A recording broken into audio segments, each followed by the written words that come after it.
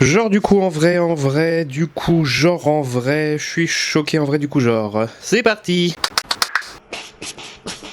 De retour de Bourgogne, j'ai pu refaire un petit peu de peinture, j'ai pu refaire l'église de Chevannes, la petite chose qui se trouve ici, et j'ai en même temps profité de l'occasion pour récupérer un ancien tableau que j'ai fait il y a 4 ans il me semble. Et le hasard faisant bien les choses, j'ai pu croiser une des personnes qui travaille à la mairie de Chevannes et qui est intéressée par le tableau de l'église, le premier. Vu que j'étais en train de peindre le deuxième, j'en ai profité pour lui dire que si ça l'intéressait, je pouvais lui prêter les 2 tableaux qui seront exposés pour les journées du patrimoine et qui feront l'objet d'une exposition pour les 500 ans de l'église. Donc, comme on n'est pas perfectionniste, je vais en profiter pour retoucher le premier tableau, celui qui se trouve ici, et donc terminer le deuxième. Ce qui est bien, c'est que je pourrai en profiter pour faire une vidéo expliquer comment j'ai fait le premier tableau, comment j'ai fait le deuxième et comment je vais essayer de faire en sorte que les deux soient plutôt homogènes. Depuis mon retour, j'ai terminé le nuancier. Ça a pris du temps, j'en avais marre sur la fin, mais l'avantage c'est que maintenant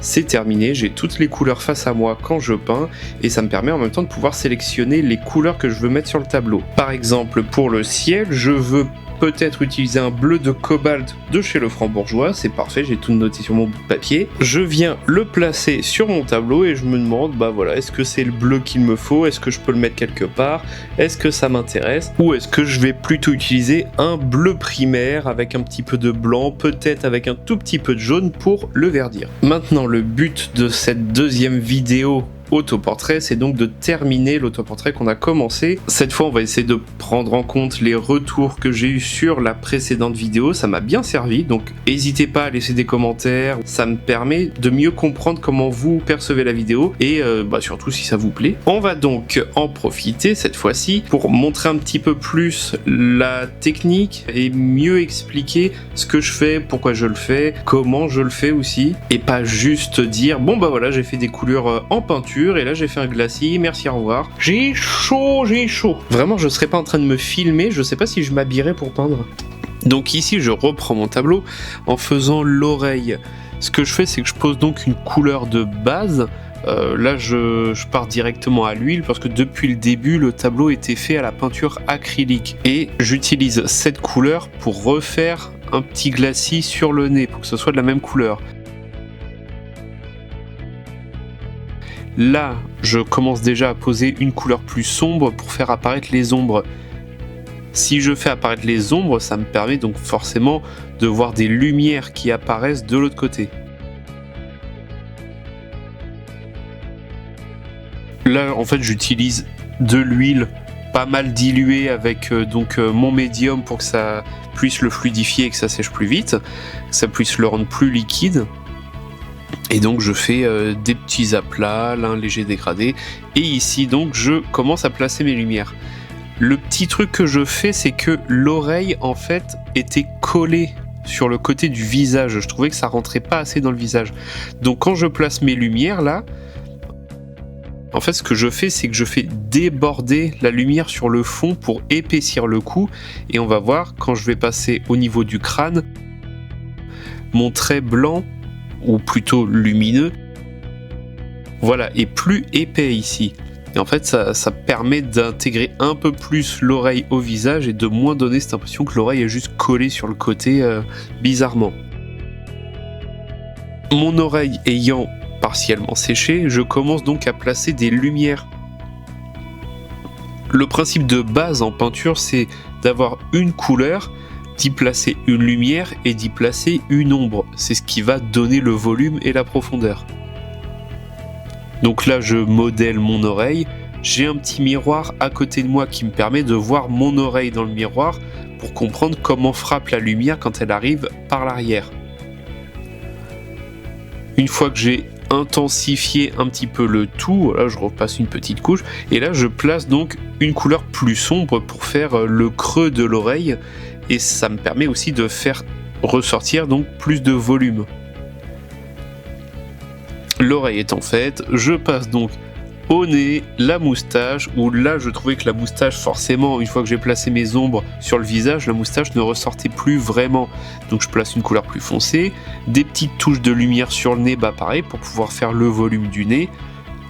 Ça c'est un petit truc, c'est les petits liserés de lumière, la petite touche de lumière sur le bord de la narine, tout de suite ça permet aussi d'avoir un volume. Là je place les ombres des lunettes, de la narine, et le fait d'avoir mis une ombre à côté d'une lumière, ça crée encore plus de volume. On voit vraiment que la narine est bombée. Donc là ce que je fais en fait, c'est que j'essaie de modeler encore un peu plus le front en voulant marquer plus les ombres et les lumières, et en même temps je veux quelque chose de léger.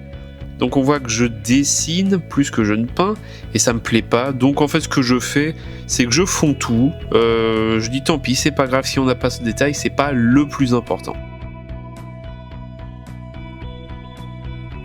Là ce qu'on voit, c'est que depuis le début, je peins quasiment tout en une seule fois.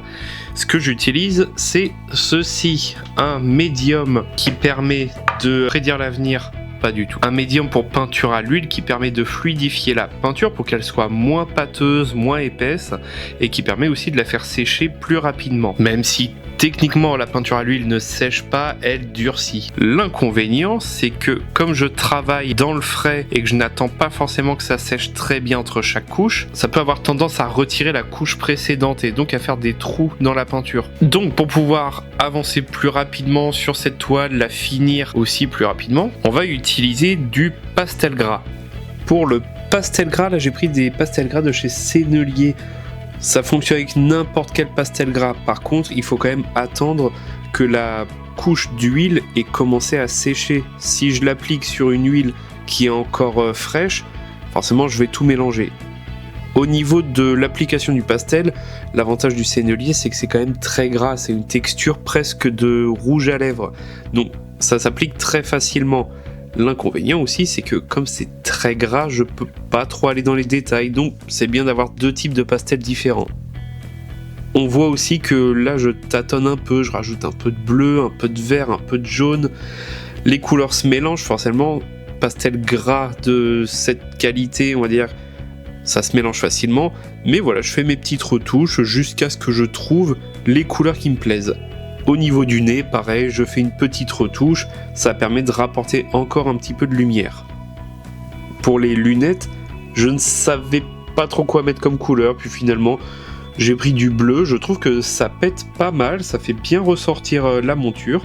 Et pour les yeux, on pourrait croire que je me suis lancé comme ça à l'aveuglette, pas du tout, j'ai fait pas mal de croquis, j'ai fait des essais, voir un petit peu quels étaient les yeux les plus adaptés pour pas avoir un regard trop triste, un regard étrange, savoir à quel point je poussais le réalisme ou pas des yeux.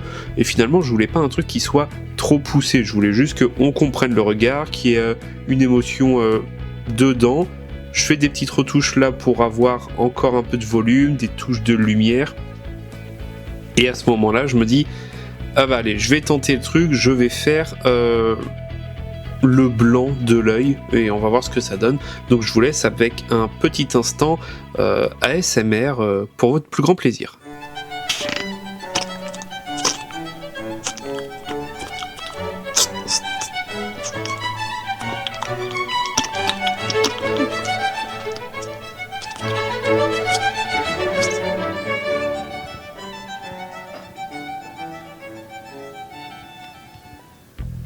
Ici, je retouche encore une fois l'oreille, parce que comme la lumière, je veux qu'on sente quand même que ça tape sur le côté, voilà, je fais mon petit liseré lumineux. L'arrière-plan, les cœurs n'apparaissent plus vraiment, en fait, quand je regarde le tableau de loin, je trouve que le fond est trop flou, ça ressort plus. Donc en fait, je fais des retouches dans certains cœurs, en remettant un petit peu de blanc rose, justement pour qu'il ressorte un peu plus, et je remets des touches de couleur dans les serrures.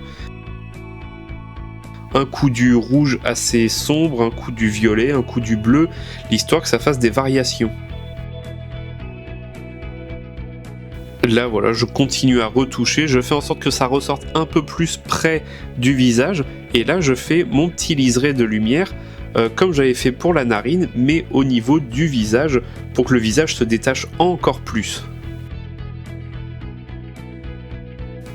Des petites touches de pastel dans le vêtement pour rappeler la texture de l'ancien tableau que j'avais fait du premier autoportrait, celui avec les gélules. Et ensuite je vais diluer tout ça avec un peu d'essence pour fondre, que les coups de pastel soient un peu moins marqués. Les dernières touches pour l'œil. Ça, je pense que ça y est, c'est un œil maintenant que je vais mettre un peu partout. J'adore en dessiner et finalement j'en intègre pas tant que ça dans les tableaux. Donc cet œil-là, je pense qu'il va revenir régulièrement. La petite signature que j'ai préféré faire en rose. J'aurais pu la faire jaune, j'aurais pu la faire bleu clair, mais je trouvais que le rose comme ça c'était assez léger. Et une fois que c'est fait, on va retourner le châssis, on va signer donc sur le châssis en lui-même, sur la toile, et on va dire que ça y est, cette toile est finie. J'ai fini. Enfin, c'est fini. On va passer à la suite. On va passer au montage. On va passer à l'enregistrement voix qu'il va falloir synchroniser avec tout le reste parce que là, cette vidéo a demandé forcément plus de travail, plus d'efforts. Vous vouliez voir comment je travaille. Là, vous l'avez. Maintenant, il faut tout mettre en place, il faut tout expliquer, il faut montrer le maximum de choses, être clair. Donc, j'attends les retours là. J'ai besoin de commentaires, j'ai besoin que vous me disiez ce que vous en pensez. Est-ce que c'est trop? Est-ce que c'est trop long? Est-ce qu'on voit ce que vous aviez envie de voir? Est-ce que c'est bien expliqué? Et optionnellement, dites-moi ce que vous pensez de la toile. Maintenant que cet autoportrait est fini, on passe à la suite. Je vais enfin commencer les retouches pour les 2 tableaux de l'église de Chevannes. Il faut absolument que je puisse les terminer fin août pour pouvoir les emmener en Bourgogne et donc pour pouvoir les remettre à la mairie de Chevannes qui les exposera par la suite. Merci d'avoir regardé cette vidéo, merci pour vos retours, merci pour ce que vous faites, d'être là, de commenter, de partager aussi mon travail. Et je vous laisse avec des images du tableau terminé. On va faire au mieux et on se dit à très bientôt. Allez, ça c'est fait. Fini.